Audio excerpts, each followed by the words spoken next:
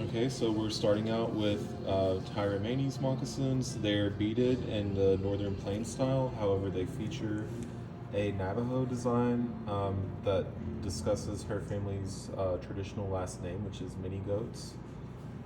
Next, we have Dylan Morgan's moccasins. They're made by Richard Sanook, and they have a 17th century, 1700 style design on them. Next is Nola Pina's moccasins, again made by Richard Sanook, featuring a mountain peak design. Next is Shayna Bushyhead Condell's moccasins, made by Richard Sanook. They're the high top style of the pucker toe moccasins.